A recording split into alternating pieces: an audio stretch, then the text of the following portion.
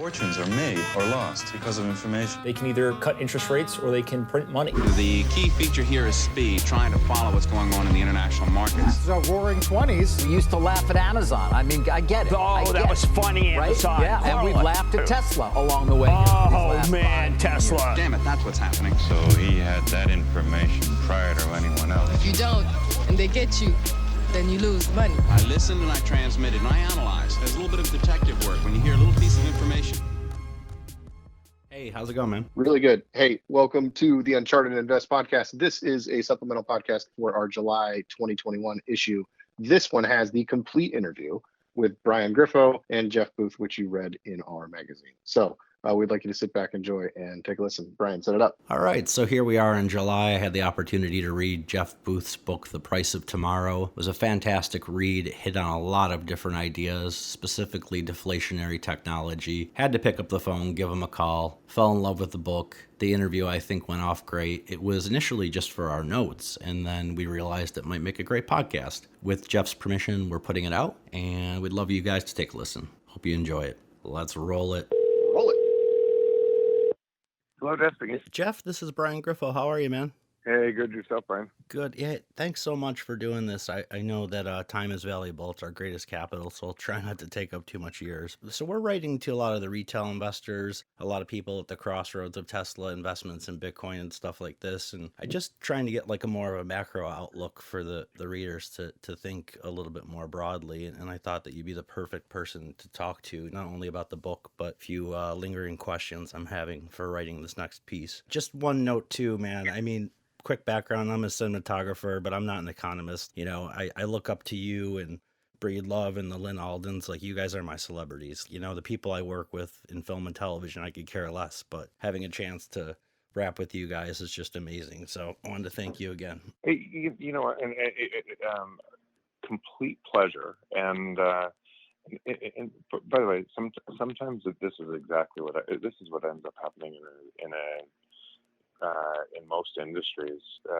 A lot of people inside the industry can't see what's happening, and it takes an outsider to an industry to be able to see what's happening.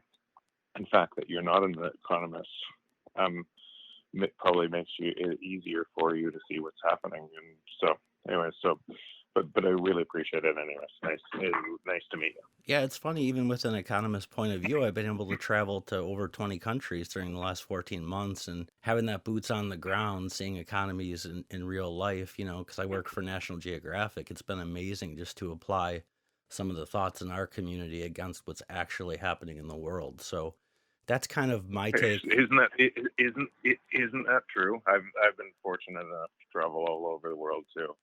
And when you have somebody in an ivory tower telling you how people should act, and you realize they act very differently, it's so true.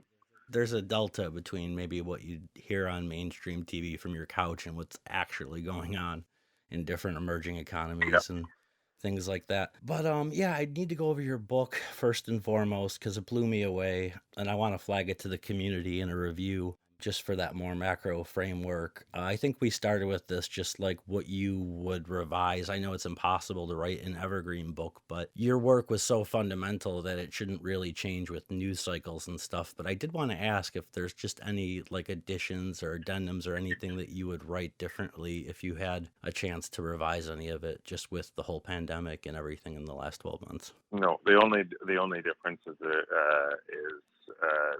COVID's just accelerating the trend. Yeah, we've seen that a lot with the technology curve, right? Yeah, and so all of the same things were happening beforehand, and would happen in any regards. COVID just accelerates on both sides.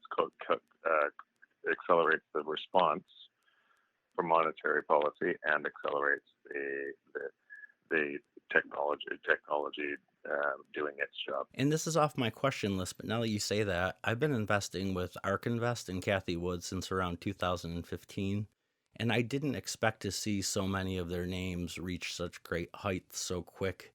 Does that speak to that technology curve and that deflation that we're seeing just in general with the pandemic? Exactly.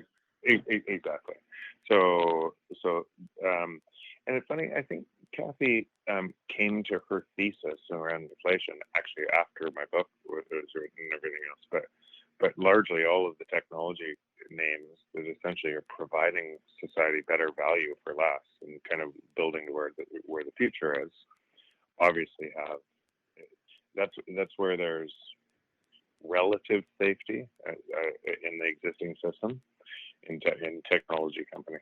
Yeah, and then this leads to probably the question that you get asked the most because it's the elephant in the room. But if we can agree that technology is overwhelmingly deflationary, leading to lower prices and lower labor, how do we reconcile that with fiscal and monetary debt creation, M2 velocity, all this? Is there a simple way to answer that? Simply, we can't. And that's actually, so that's primarily why I wrote the book. It takes a totally different, it takes a different way of thinking and a different model. Those things cannot be reconciled together. And people are getting more and more confused as those models are, again, jamming into each other, colliding with each other, and people think that the existing system can still work. It can't. Well, it can under one solution: concentrate all government control, concentrate all power and control on a centralized planned economy. That would be that is the path. If you do not let technology do its job, it would look like China. It would look like Russia. Mm. Yeah, so it's not just the technology curve; it's the government curve with it too. The reaction to it. Yeah, so they're two different forces, and they're going exact opposite ways. So as technology is trying to remove labor and free our time, and reduce prices as a result, monetary policy is fighting that by trying to increase prices against that. And so if you think about what the byproduct would be, the byproduct is if prices are going up, and then companies need to remove labor faster, causing government policies to create money faster, and the whole cycle. So those paths are going exact opposite direction, and there's nothing government can. So what ends up happening is, because of that, it's essentially inflation stealing people's wages. It's theft, largely from the middle class and poor to the wealthy. Then the middle class and poor rise up to the same government who created it in the first place and say, I need money to be able to pay for my increased housing prices, food prices, everything else. So you end up driving more socialism and expand the governments to be able to solve the problem that they created in the first place. So on that path, you move to centrally planned economies. Yeah, and we've seen like a rise of populism and some uneasiness. Do you think that the underlying cause, or at least one cause, could be that taxation that kind of manifests itself through price increase?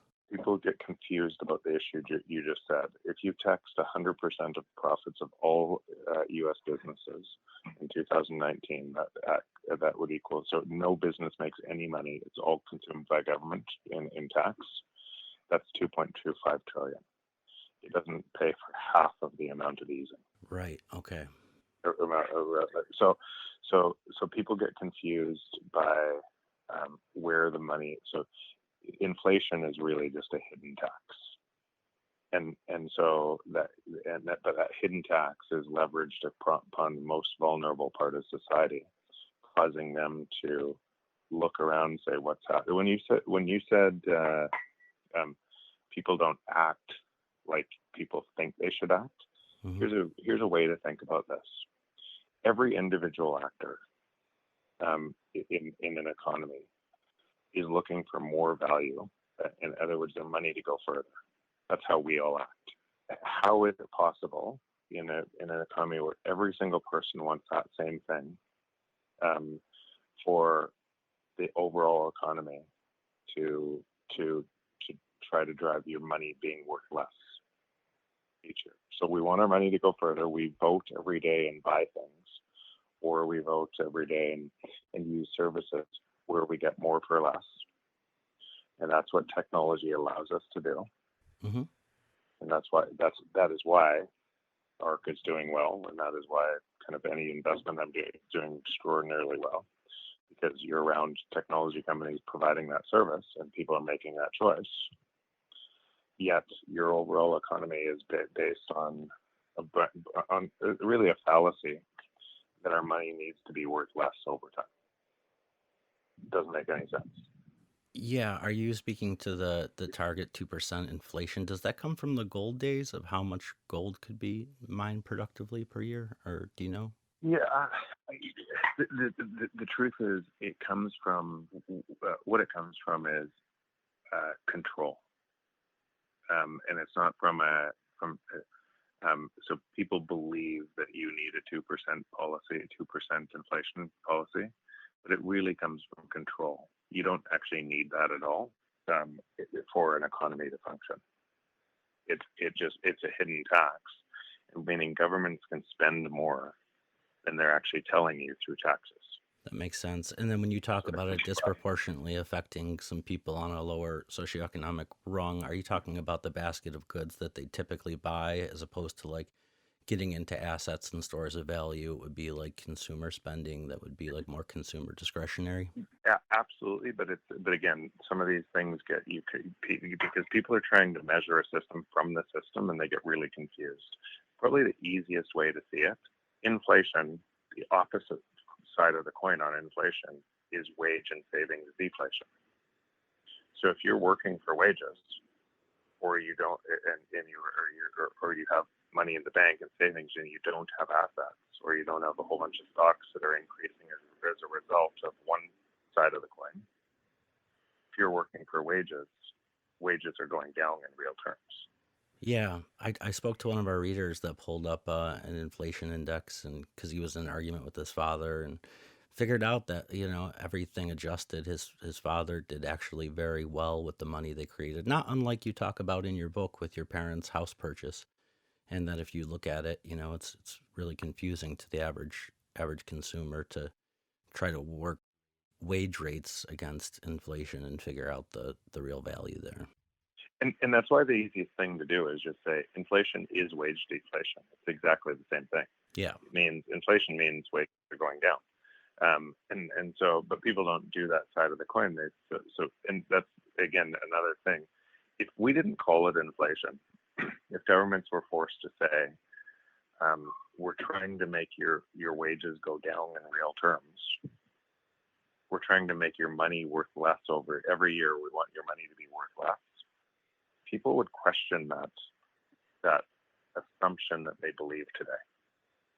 Yeah. But it doesn't sound like it, right? They would question, that doesn't make any sense. Why would we vote for policy that's trying to reduce the value of our money? Why would we not see that fault?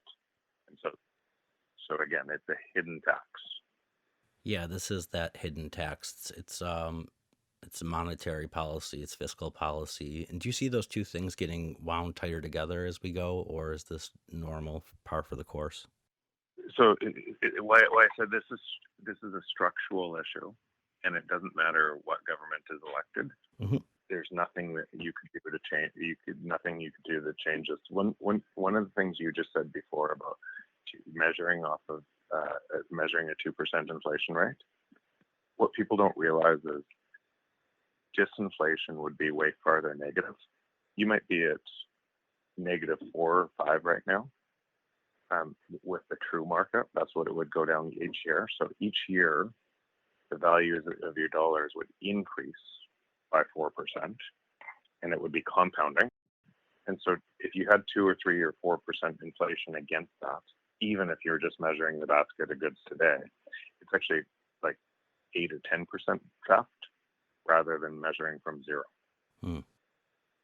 So that would lead us to think that that's why saving money isn't wise, even though it's a deflationary environment. Because normally it would be, wouldn't it? Wouldn't savers be rewarded in this climate if we have prices that should go down through technology? That's what happens. But you're devaluing your currency, so nobody in their right mind would save money.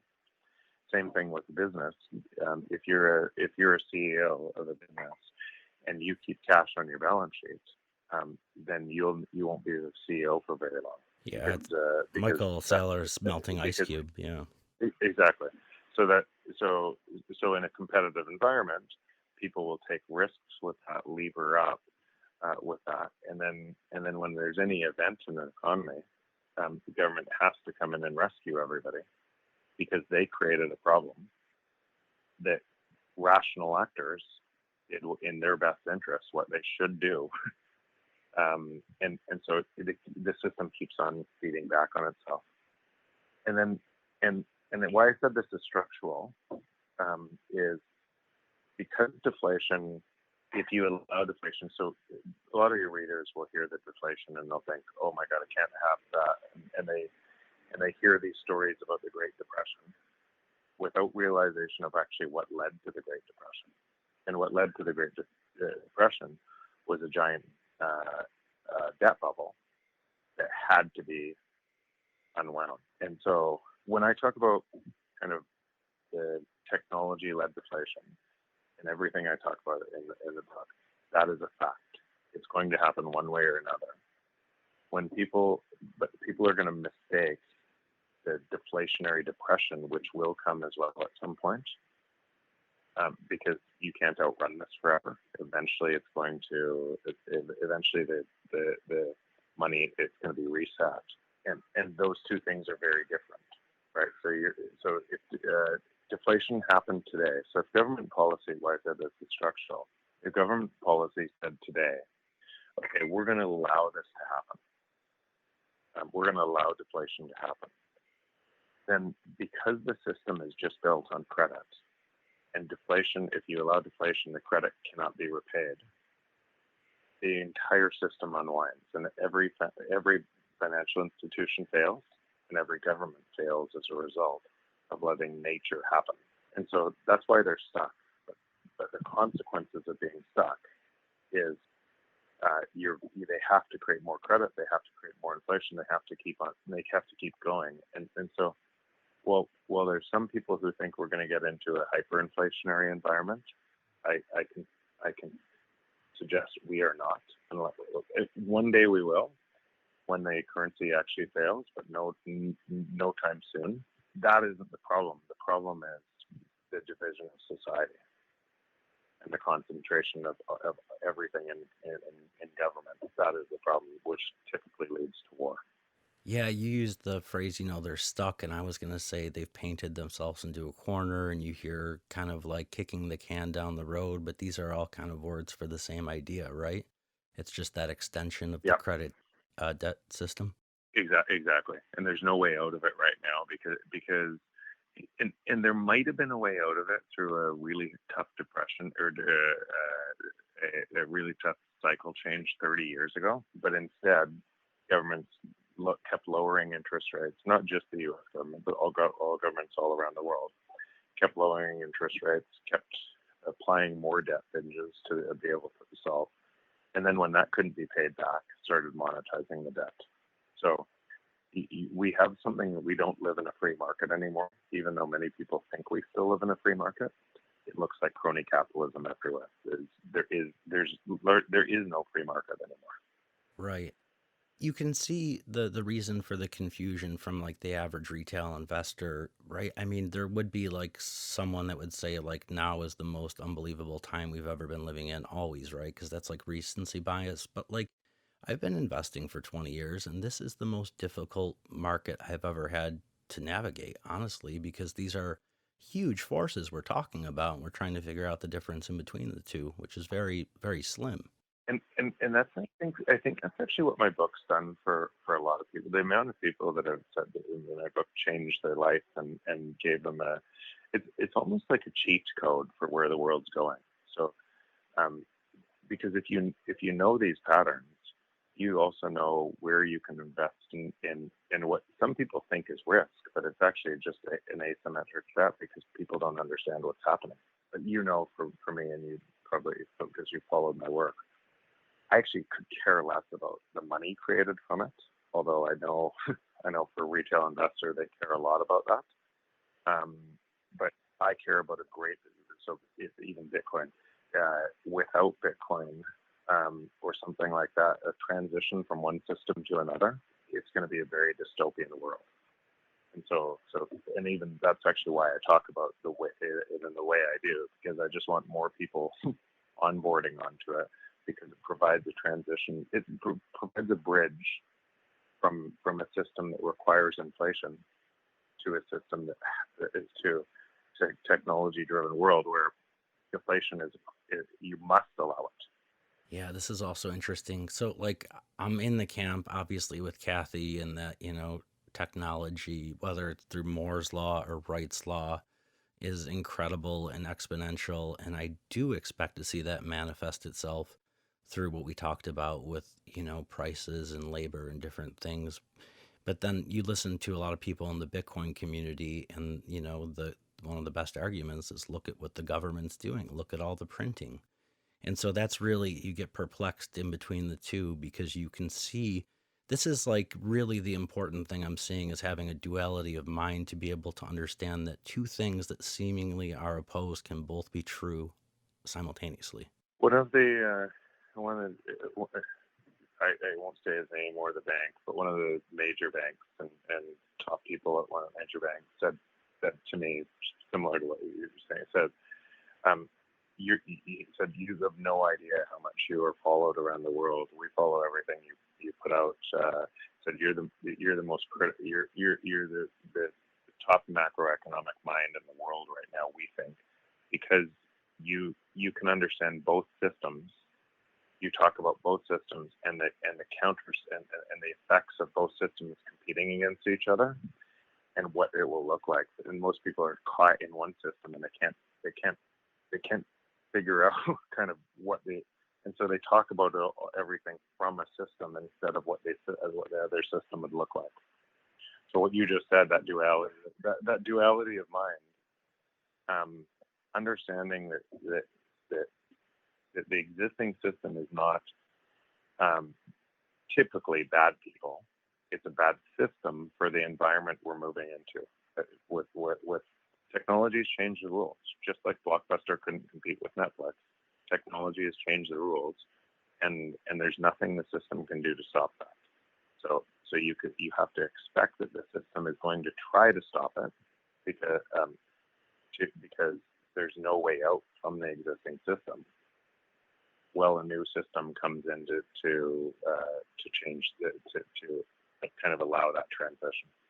Wow, yeah, I mean, I'm not the head of a bank, obviously, I'm the farthest from it, but that's really why I've been so caught on your work, is that like duality of mind that you've been able to display, understanding both forces and being able to work with inside of it. And I know that leads to a lot of the Bitcoin stuff, and God knows I have questions on that. So to step back just a little bit, I really kind of like the work of Daniel Kahneman with the behavioral economics. I love behavioral economics. That's kind of what I do with boots on the ground. I purposely stay at Motel 6s because I want to talk to people that are in transition, figure out if they're going onto the street or coming up from it, and if they're, moving up to North Dakota to go to the Balkans, or if they're, there's a sample set that I can get if I just kind of cruise around, and so that's kind of like where I live as far as doing, economic work, just on an amateur level.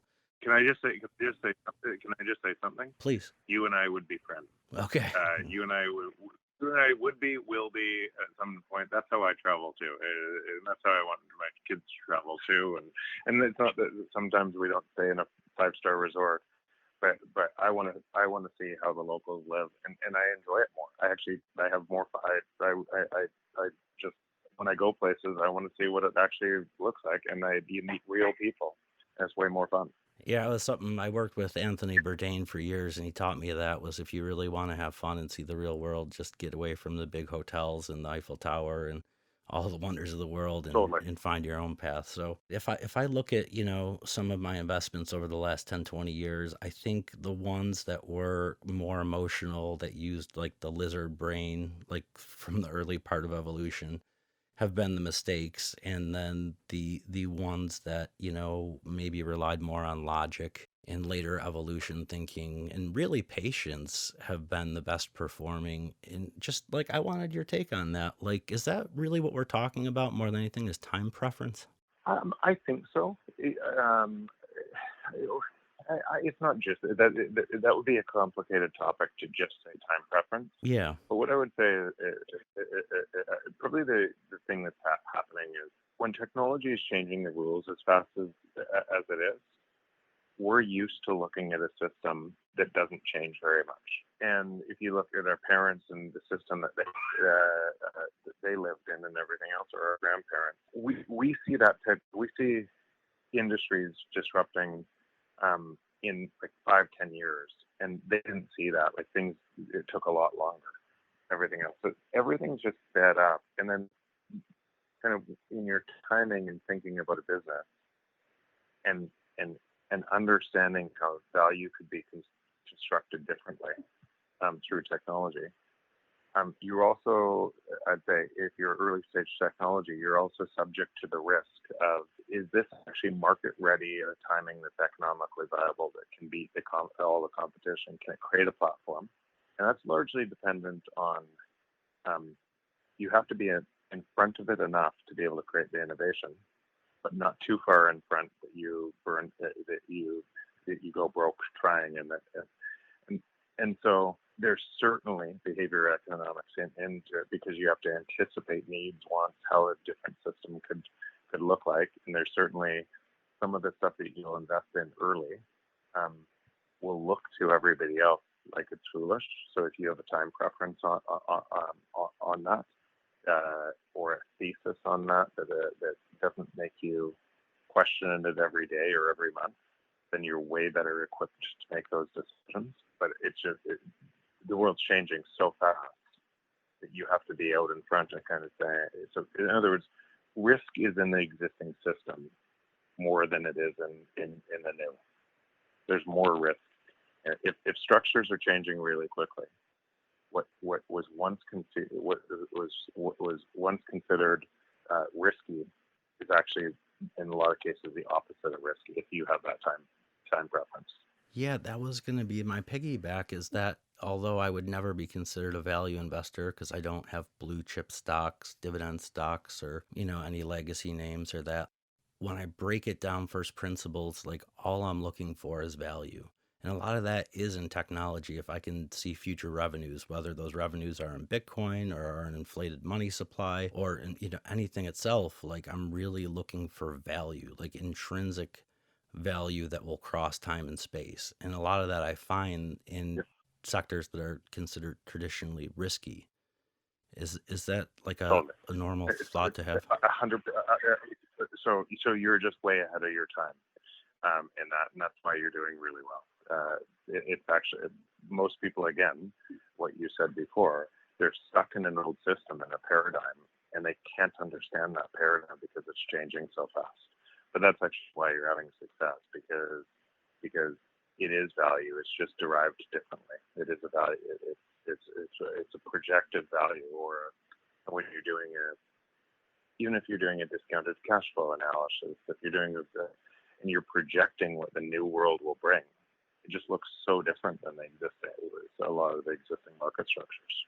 And there is some knowing that you have to know you're not going to know a lot of things too, right? I mean, at this rate, whether you look at Wright's Law or Moore's Law or, the deflationary tech stuff, the world is changing so quick where you almost need to appropriate some investment in the fact that maybe a year or two you might figure out what the hell's going on. But after 5, 10, it gets really strange as a long-term investor. So you almost have to plan for that in a way, wouldn't you? You do. You have to plan for it. In fact, the best CEOs of our time are actually projecting what they can do. If you take Elon Musk, what does he do? And he does the same thing that Steve Jobs did. He promises you something based on Moore's Law that he can't deliver today, and he charges you a deposit for it. And then, as the technology allows him to do it, he paints a picture of what he's going to deliver 2 years out, and he charges you for it. And he can't. There's no way he could deliver that in that time, but projected against Moore's Law, it becomes possible. He does the same thing that Amazon does. He does the same thing that I do in all my businesses. You're projecting the future and you're building to it. Yeah, if nothing, he's good at that. Well, probably a few other things, but he got crossed up in the Bitcoin community, obviously, in a large way the last few months.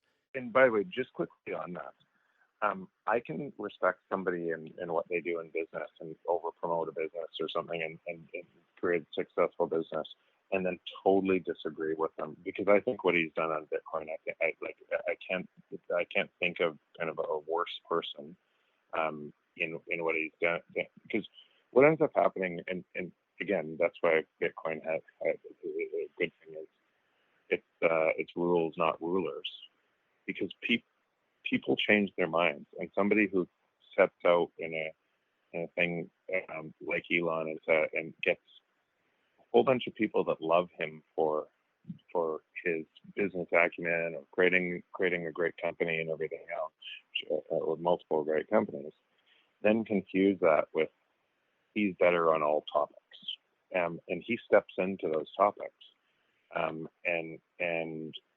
really wants to be the guy, and that's really damaging for it. So that manipulation is really around ego. I think so. I initially gave him too much credit because I've been a longtime Tesla investor and fan of his, although I've had disagreements, and this was the biggest one. I thought maybe he's playing 3D chess or something, and then I realized he might just be learning in public and he might not really understand Bitcoin that well. I mean, I've been a Tesla investor since 13, but I've been into Bitcoin since the white paper, so I could kind of see this play out, like his thinking, realizing he should be into it and then going into it, but not really understanding it. And then that coming out in a lot of communications. But then I wonder, like, net, if we look long term, this actually might be the right way that it's steered, because Bitcoin is, in some sense, like a commentary on energy. I hate the fact that he's saying we won't accept it until it's more than 50% renewable, because obviously, well, what are you doing instead? You're going to take the petrodollar? Like, this is just insanity, right? But maybe leading the commentary towards it gets us to Bitcoin being a good marker of energy around the globe, because I really am looking at it more like a battery, like more of like a way that people can actually store their labor and energy into something that's hard, something that makes sense.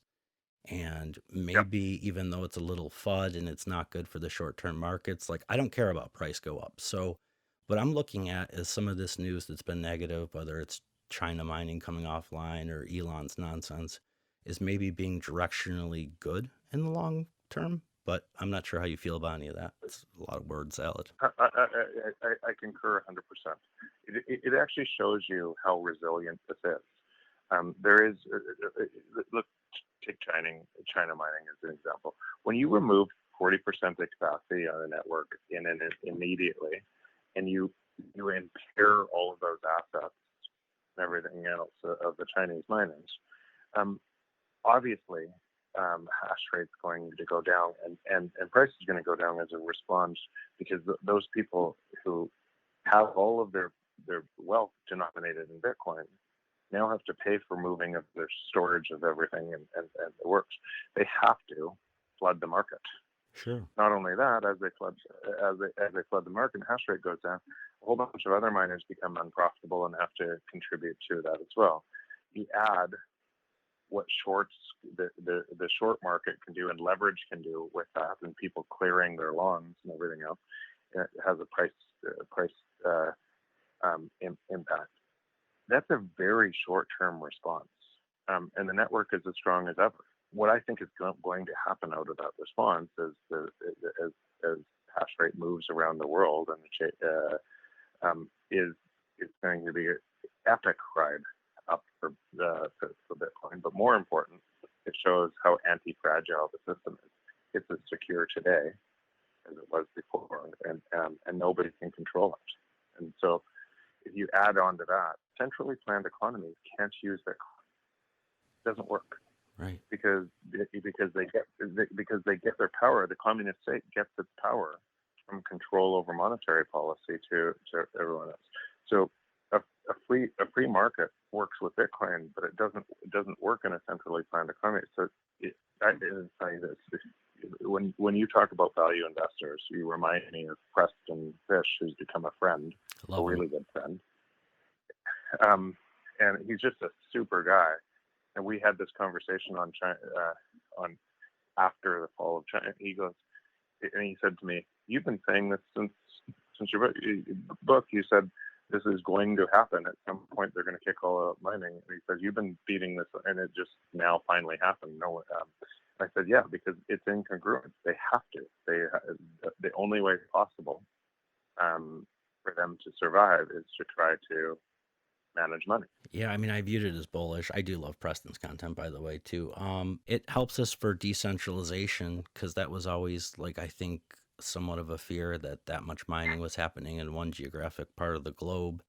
And so long net, this should be good for the actual technology that we're looking at and not something negative. Yeah. It's almost like water. It finds its way through the river, Bitcoin. It doesn't, it's going to find its hash rate. It's going to adjust every week or two, in difficulty if need be, as we're seeing now. So I think a lot of the things that seem like FUD and downward price movement have been some of the bullish things I've seen recently. So it's cool to talk to someone about that because I haven't heard that. And this might be a more contrarian opinion as well, because I'm involved with Tesla and a lot of ESG and stuff like that. But if Bitcoin were to demand using coal, let's just say 100%, isn't Bitcoin still worth it in a transitional era where we need to change one of the most important systems of plumbing and networks and finance in all of human history?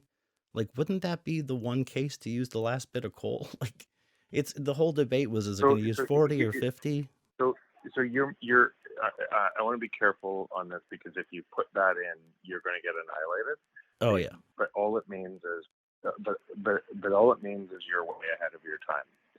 And why and so the whole energy debate of Bitcoin is actually the most insane debate. It's energy insane. is going to find its lowest cost. Yes. It's insane. Energy is and it's going to get cleaner and cleaner as it finds its lower cost.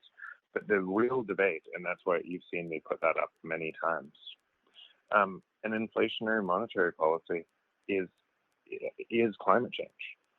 It is environmental destruction at its absolute, because it forces just and think this through, right? So we force labor rates down. We force all things up forever.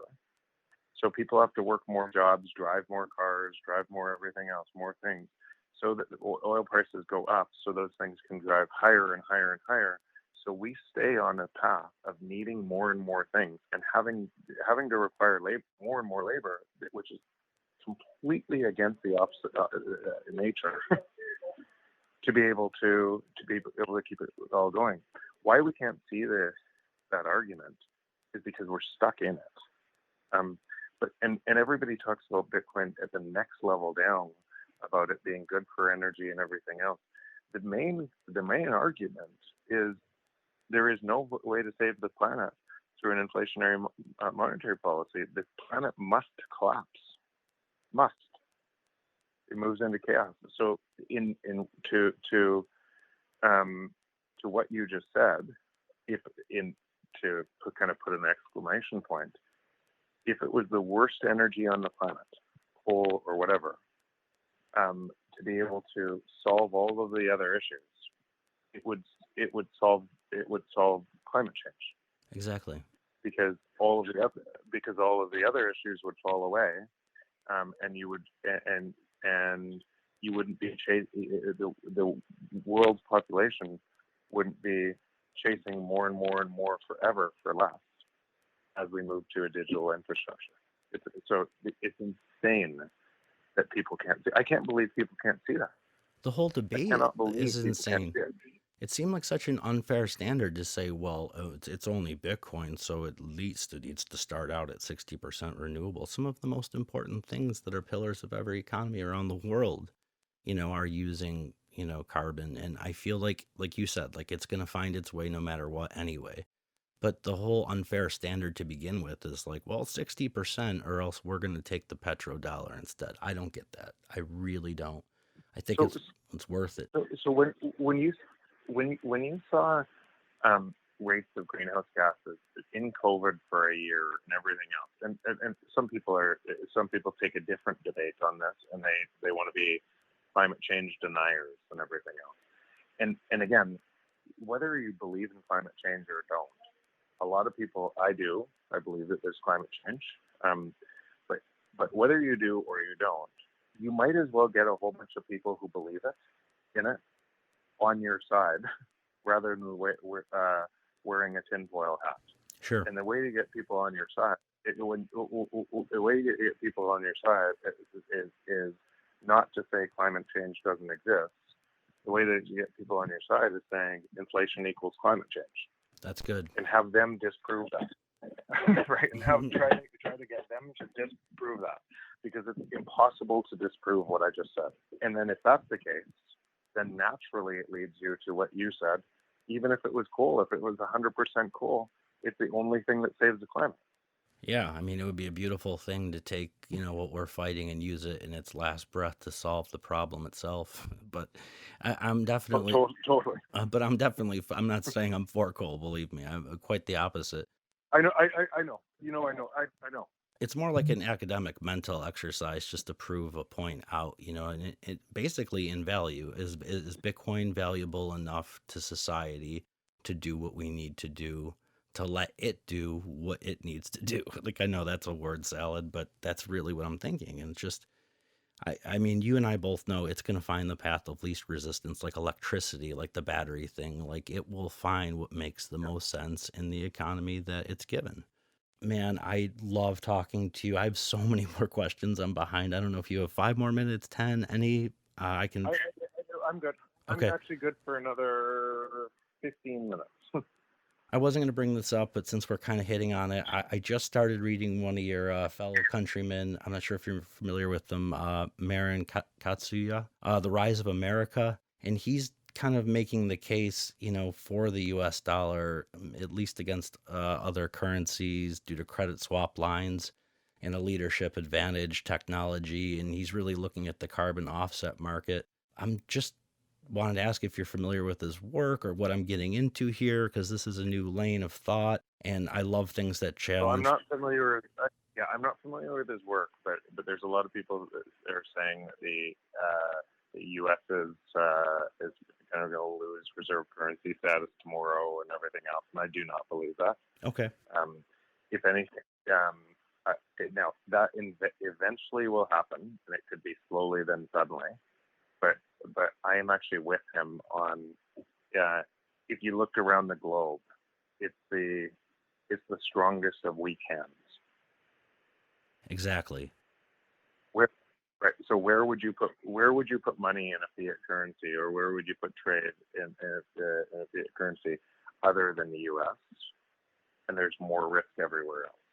So that's again making the system worse and more fragile all the time.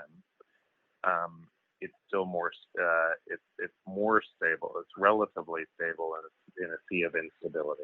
And then to that point, a lot of people have asked me how I think about like the pandemic in terms of like an unprecedented amount of money being printed, but simultaneously the dollar holding value. And I looked at it as two alternating truths that kind of balanced each other out. Like, the world is definitely insane right now, but on so much of each side of the spectrum that it almost balances out in a way.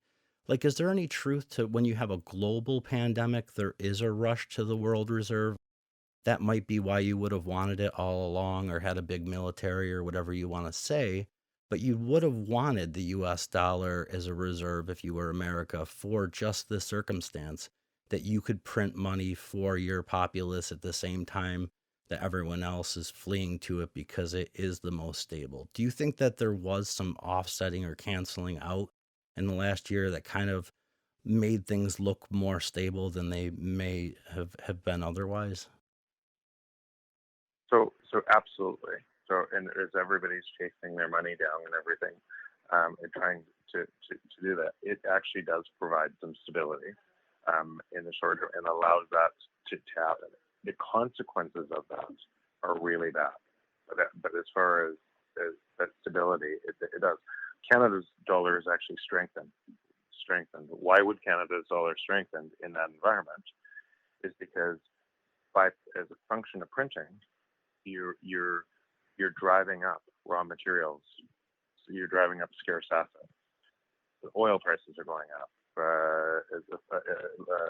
All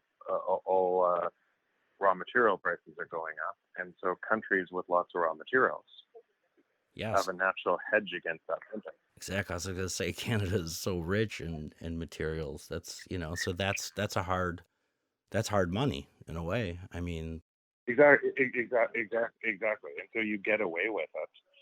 It still causes this centralization, and eventually it all breaks. But you get away with it because people are searching for stores of value, and those stores of value are in raw materials. Yeah, that's a great way to look at it. Can I just hit you up with a couple questions on China? Because I'm just trying to think about this whole thing, the relationship between the two. It seems to me that maybe they're inextricably linked in some way, in the fact that even if they're not buying bonds recently, I do believe they own a lot of U.S. debt. And they would want and need us to spend as a consumer economy so that they could have net exports for their GDP, right? Like, how does this all balance out? Is there a shift now where maybe if there's a growing middle class there that wants to get paid higher labor rates, then they would make less, but then we would have less to spend? Or are we going to start making more things in America?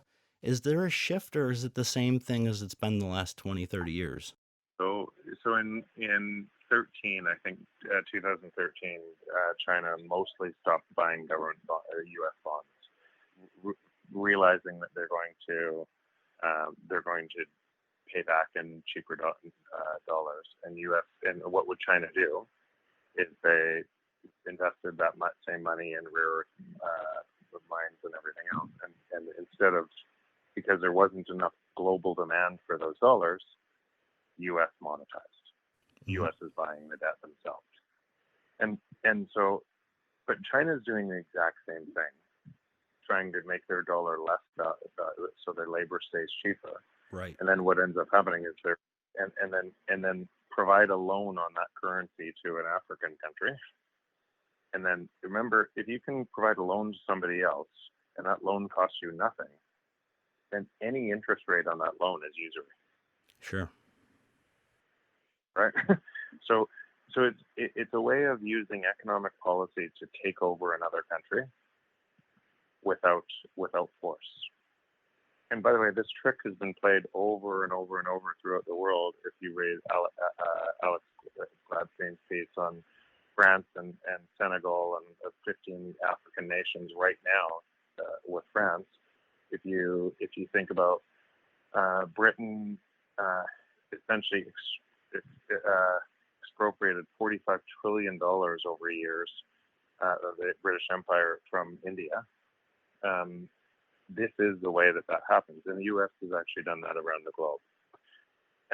And so when you live in the U.S., a lot of your relative safety. Now you've traveled all over the world. A lot of what you think about is a positive externality from that.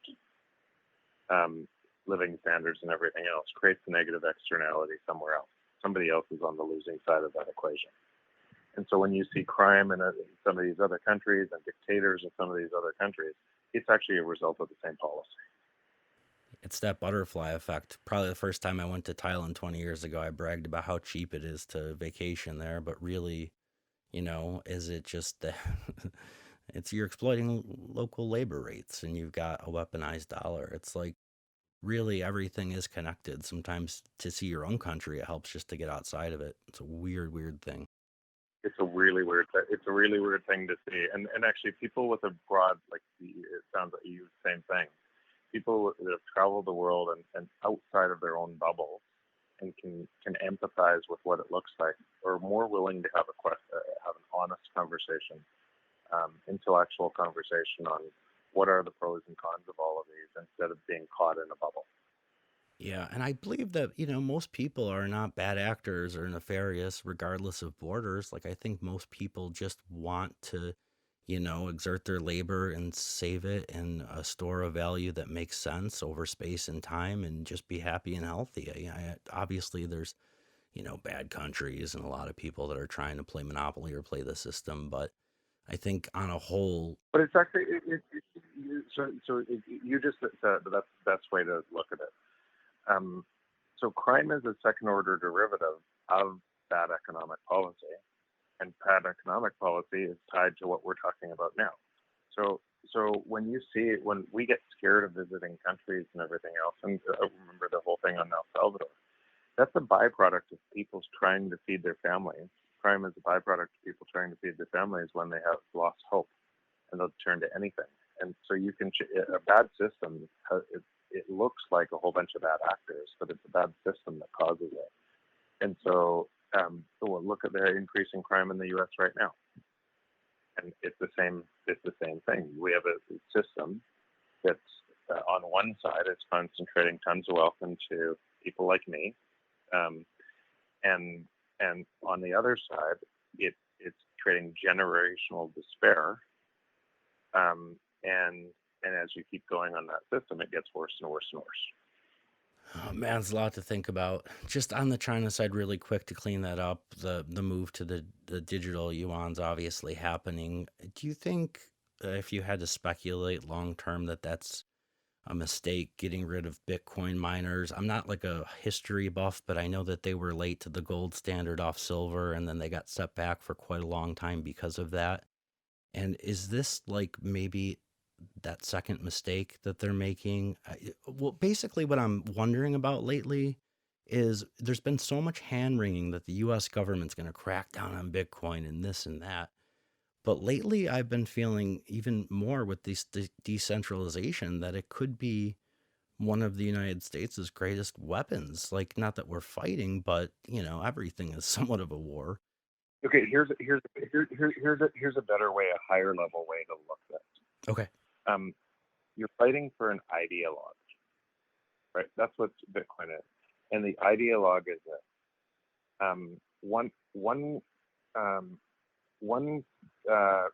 and free market and capitalism comes out of this ideologue. Individual rights and freedoms matter. There should be no humans with massive domain over other humans, because people change their minds, and you create risk in a system for all other humans. So, U.S. Declaration of Independence and everything else, founded on hard money and founded on that construct, is what drove the innovation into the U.S. that made them a global superpower, and against what was happening in Europe and everything else. It was what created the U.S. today, and it's and essentially people racing to for a better future for all. There's a pro and a free market kind of functioning on that, and the hard money is background to that, so it couldn't be concentrated by the banking cartel. That's really what created the U.S. And then against an ideologue of communism on the other side that says the state is better at planning for you. Fair? Yeah. Those are the two ideologues. And what people conflate right now is the free market and capitalism. They think the free market and capitalism looks like the crony capitalism we have today, and so they're looking for options because they're thinking that this is a totally screwed up system, and they're right, but it doesn't look like the founding fathers of the U.S. created. It doesn't look anything like that. It's a Frankenstein monster of that.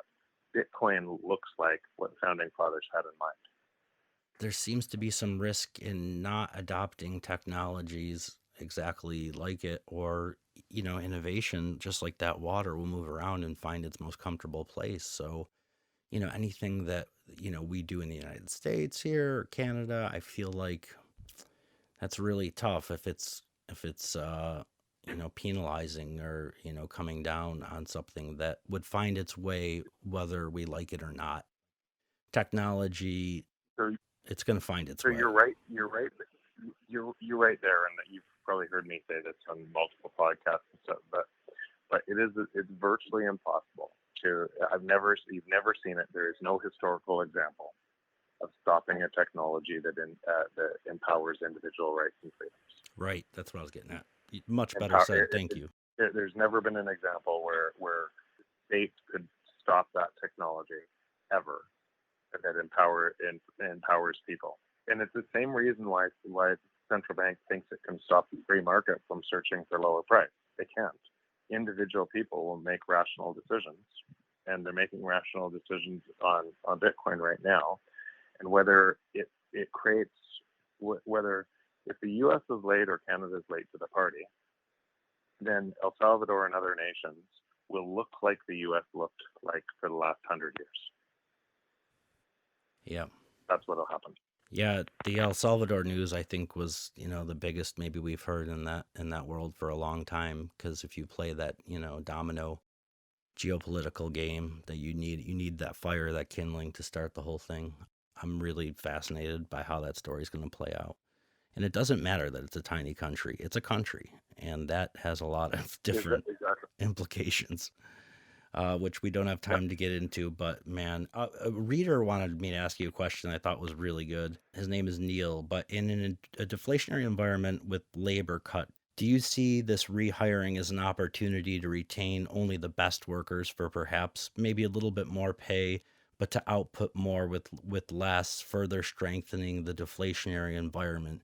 Meaning like it's an opportunity to kind of sift out what was good and leave what was bad left behind. I mean, technology was going to cause this deflationary environment either way, but the pandemic is an interesting pressure point to see now who's going to go back to work, and probably it'll be, if it's some kind of meritocracy, like, the better, more efficient workers that can do more. And so have you thought about the doubling effect there, or is that the same thing? Yeah, and it's even way more than you think. I have 300 people in India who are building technology for different companies I'm working with, kind of a captive team.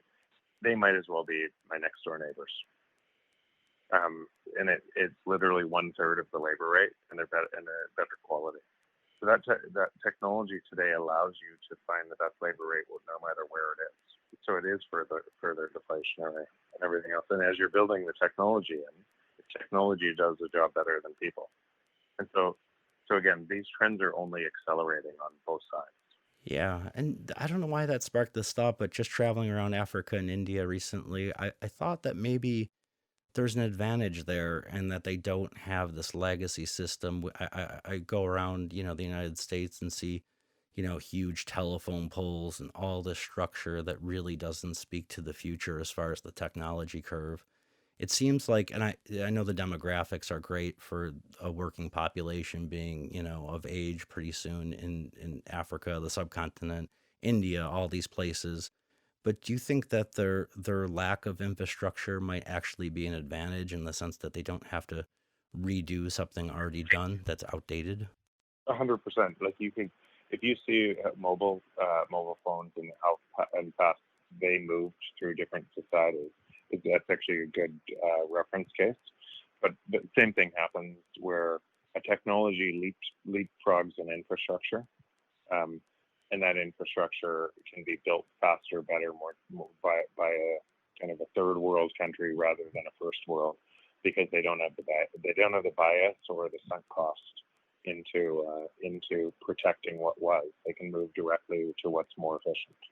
Yeah, not to reach for a parallel, but I've thought that about the Tesla investment, that, a lot of legacy auto has to actually pay pensions and pay, CapEx to a technology that's becoming outdated, so that there is always that first mover advantage, even sometimes when you have less or nothing, because you can start with a clean slate. So that's an interesting kind of outlook if you're a long-term investor thinking about, the next 10 years is where I like to be, 5-10 years. I traveled 2 years with Shark Tank, Beyond the Tank, to figure out how all these business investments worked. And, I'm not best friends with Mark Cuban, but I've had plenty of dinners with him. And he said once to me that you don't need all of these smaller investments to hit, but the grand slam that does, man, it cancels out so many of the misses. I mean, even Peter Lynch used to say that. But it always kind of like stuck with me. And to be perfectly honest, I wish I had more VC money to do these kinds of rounds and stuff like that. But, it's a lot of tied up in, really high conviction growth and real estate. And I mean, obviously Bitcoin, like the diversity I'm trying to explain to some of my readers, in my opinion, is that you don't need 500 stocks, but you need diversity and different qualities of value, like stuff that transcends time and space and will always become, I even put it to them, like if there was another pandemic that was 10 times worse, maybe, whiskey and tampons and cigarettes might become the most valuable thing. Like that can shift. Like, not saying load up on that stuff, but have the elasticity of mind to have money and value and all this stuff just break down the barriers. Like you really, like wealth is created through having diversity of, different styles of value and not 100 stocks. And that's been tough to explain,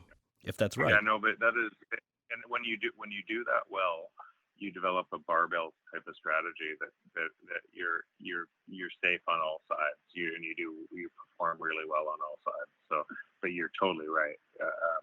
A portfolio, like a 60-40 portfolio allocation with fees and everything else, makes zero sense. Yeah, if bonds don't make sense to the retail investor, and I don't even know many investors that hold like the 60-40, is it just money being moved around? Is it big banks that just buy them? Or what? Who is buying these bonds? Like, is the bond market going to collapse at some point? When was it invented? Like the 70s? It doesn't have to stay forever, right? Yeah, so all of these things in time will, and there's no reason to it. Again, things last way longer than you think they're going to, especially when you have high conviction and you know at the root it's going to break. You can't believe they go on forever. Like, so how long has Japan been, the amount of people over the last 30 years that it says Japan's going to collapse. A lot of people would have been wrong on that trade for a long time. It will still collapse, and they're right. They're just wrong on time. Right, on a long enough timeline, like the people that say the world is falling on YouTube every day, eventually they would be right. I don't know how long it takes to be right when you have an opinion every day for 30 years, then eventually, I guess it becomes a time question. Yeah. I got one more for you that's just really kind of basic, but I was wondering during the run up when a lot of these growth and tech stocks were just killing it 10x, if obviously these companies didn't get 10 times better in a span of 4 or 5 months. And everyone that realized gains probably felt like geniuses, but this like does not happen all the time. And obviously it was the pandemic and a lot of stuff was pulled forward, as you said. A lot of stuff, that Cathie Wood believes in that maybe was 5 years out was pulled ahead due to the technology and deflationary curve. But like with that huge run up in stocks, like what I wonder is how to parse out the difference between a company becoming better, whether it's actual earnings or excitement around it, as opposed to it taking more dollars to acquire one share of that company. Do you follow? So you that? have to. So that question is impossible to answer on a broad base. Okay. Because each company is different, and there's a whole bunch of in the market. There's so many points in time that something is so overvalued it makes no sense for different reasons, or and sometimes pocket is the other side. What at the highest level, what I would say is it's exactly the same thing everybody's confused about. Well, there's this much manipulation in the base layer of money, and that manipulation is everywhere. So if you have misinformation in your base layer of money, you have misinformation everywhere. Sure. You have misinformation in the free market, so in the base layer of market, then it's not a free market anymore. And people are measuring these stocks like it was a free market. And so that's what's happening. It's not will the stocks go higher? So what's happening is people are searching for relative store of value in something that's being devalued, same as the U.S. dollar. As that's happening, they're going to look for companies with network effects and technology companies that offer a relative store of value. Even if that value is coming down in real terms against other stuff, it's relative to other stuff. It's better than others. And so that's what, and it's just confusing the whole. It's just getting more and more confusing. Yeah. So could stock prices go up way more? Yes. Why could they go up way more? Because there's going to be way more printing. Yeah, to figure that one out, you'd have to figure out the madness of crowds, the dynamics of bubbles, probably a million different things. And it would depend on the company, too, to a certain extent. But It just was a hard thing explaining to people with an increased money supply. Sometimes things aren't getting more valuable. It just takes more damn dollars to buy them. And that was like a hard thing to explain for a while. It still is. Right. What are you optimistic about in the future? What gets you up in the morning? I know that you had a tremendous amount of happiness with BuildDirect and making all those employees whole and their families and creating that economy and stuff. But like now today, what excites you the I do the most? same. I do. So I love. So I'm chairman of about 7 different companies. I have the same experience at a broader value through a whole bunch of different companies that are doing the exact same thing, not just companies, but in the Bitcoin space. I actually cannot believe I get to do what I get to do with the people I get to do it with. So no, it's it truly is so every day I can't believe I get to do what I get to do. So it's been a wild ride. It's been so fun. Yeah, that gratitude goes a long way, doesn't it? Well, man, Sure does. I could have taken up breed love type time with you, but I so much appreciate this. I never expected more than 15 minutes. I'm going to write the best column I can. It was really good to meet you, and I can't wait to meet you in person sometime. I hope so. Down the road, it's a long, winding road, so we'll find each other. But thank you so much, Jeff. And my co-editor Andy wants to thank you too. We really do appreciate it. No problem at all. Talk soon. All right, stay cool out there. All right, cheers. All right, so what do you think, man? That was quite the talk. I thought it was a really cool conversation between two really cool people. Obviously, I'm biased about you, but Jeff seemed to be really responsive to some of the questions that you asked him. That was kind of fun to listen to, and it sounded like two people sitting around a table and talking about things that they love. So that came through for sure. Let's say you had 10 more minutes with him. What else would you have asked him? Well, it's funny, just to give a little background and insight, we talked about maybe chatting for 15 minutes. 15 minutes turned into 30, turned into 45, turned into an hour, and then 15. So the thing with this man was, I like to record the interviews that we do just for notation to write the macro. And I never had expected to actually have this be a podcast, which I think makes it kind of cool. It's authentic, it's just like I was trying to get my notes and ideas together in order. And after listening to it, we both kind of said, like, we should put this out. Like you said, like a couple guys trying to, figure things out on a large macroeconomic scale. So it was a surprise, and I think it was a delightful surprise. I think the one thing that we really kind of worked around in every direction but didn't hit the nail on the head, if Bitcoin is traditionally a hedge against inflation, how does that really fit into the narrative of technology being overwhelmingly deflationary? The two do seem at odds, and I think I know what his answer would be. Gold, for instance, is like traditionally an inflation hedge, right? Yeah. Gold would traditionally be a hedge against inflation in the markets. It's not really a technology. So I think what you have with Bitcoin is something that works both sides. Right. And it's so young in its maturity right now that it actually is getting grouped in with a lot of tech equity names that go up and down on a whim. In the long run, you're going to see some properties of gold and Bitcoin. It'll be a check on the inflationary system, but also it'll be largely deflationary in the way that it could remap the financial system and have a lot less fat on the bone. Because obviously the payment network, the Lightning Network, it really is the original DeFi. Right. People talk about Ethereum and all these tokens being DeFi, but Bitcoin is a technology. It is very deflationary. I wish I just could have hit that on the head with him. Yeah. If I was there, I would have asked him, how do we navigate the in-between? By that, I mean, the end game is what he kept talking about, where the traditional system gets disrupted and the new system of technology and Bitcoin that takes over. But as investors on the way there, I would have asked him, what would you do? You know what I'm saying? Like, you have to have kind of a toe in both waters, right? Or what do you think? He seemed to affirm the idea that we are trying to find value wherever we can, and sometimes the best way to do it is some of these technology equities, because at least they have a chance. Right.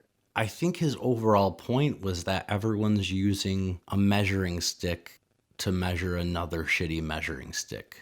It's a really hard thing to explain, but you can't judge a system inside a broken system. Like we were talking about travel and how it's helpful to look at your own country just getting outside of it. And I think that that's what Bitcoin represents to him, is getting outside of this crazy monetary fiscal system to actually use it. Like inside of it, you can't use a shitty measuring stick to measure another measuring stick, if that makes sense.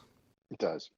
And I guess to kind of wrap it up a little bit, our theme has always been long-term. Find the things now that will be the companies or the ideas that will have value in the future. And I think Jeff really kind of echoed our point, and it kind of reaffirmed some of the thoughts we've had. But again, I think there's a trap there of, well, you can throw all of your eggs into that basket now, but it's not going to be a quick return and a quick ride to the green like it has been in the last year or so. Would you agree with that? Yeah, I would. We're both long-term investors. If you're investing in anything, you'd want to be investing in Jeff's deflationary world where technology will have future revenues. I think he liked the idea when I said whether those revenues are in Bitcoin or inflated dollars, we're really just looking at future value. That's where he really got excited in the interview. Did you notice there was a little bit of a turn there, like maybe after the first 10 or 15 minutes where we got on track? Yeah, definitely. There was sort of like a jockeying sparring session at first, and then it's like you guys settled in, pulled up a chair to the bar kind of thing, right? Yeah. It just felt like it was clicking, like after we both kind of gave it like our first round or two, because I think he saw that I was seeing things in a similar way. I didn't want to agree with him or disagree with him or debate him. It really wasn't that kind of thing. Mostly trying to learn from him and explore his idea about how technology is overwhelmingly deflationary to such an extent that you can't even imagine. That's really what needs to be pointed out. You asked what else we would talk about. Maybe the other thing would have been universal basic income, right? Because it's like, it's kind of already happening. It is kind of already happening, and it might continue if you have a system where technology drives down labor and technology drives down costs through Moore's law, Wright's law, then you do at some point have less of a need for a workforce. And it kind of gets into that uncomfortable territory of socialism or communism or different things. And I don't think we're there yet, right? Like there's still a lot of room for 1 million jobs to transition from the industrial age to the information age. Did you notice he was saying that, at one time when America was founded, maybe things did make sense? The democracy that was set out, maybe the currency was backed by hard money, but that we got off track at some point. Like it seemed interesting to me upon review of the interview that we kind of had it and lost it. And it's almost like you can't turn that wheel back. I mean, once it wasn't backed by gold anymore, that was probably it, right? Yeah. Once we switched and got off the gold standard, that was when the turn took and we could start printing and inflating dollars, which is the inflation issue that he spoke about the entire time, right? And what we've gone through in printing, what is it, $6 trillion in the last year? So, I mean, that would be the turning point in my mind. Yeah. Well, plenty to unpack there. What an amazing opportunity you had to chat with him. His book, The Price of Tomorrow, you can find anywhere. Our magazine, you can find at unchartedinvest.com. You can also find me, Andy Nelson, on Twitter at AndyNelson76. Brian Griffo is on Twitter at Brian Griffo. We are going to hopefully do a bunch more of these and to sit down and talk to some of the great minds in the macroeconomic space and the investing space. So we hope you'll join us along the way, and we want to thank you for listening and supporting our work. Thanks for listening, guys. Appreciate it. We'll catch you on the next one. The key feature here is speed, trying to follow what's going on in the international markets. The roaring 20s. We used to laugh at Amazon. I mean, I get it. That was funny, right? Amazon. Yeah, and we laughed at Tesla along the way. Oh, man, Tesla. Damn it, that's what's happening. So he had that information prior to anyone else. If you don't, and they get you, then you lose money. I listened and I transmitted and I analyzed. There's a little bit of detective work when you hear a little piece of information.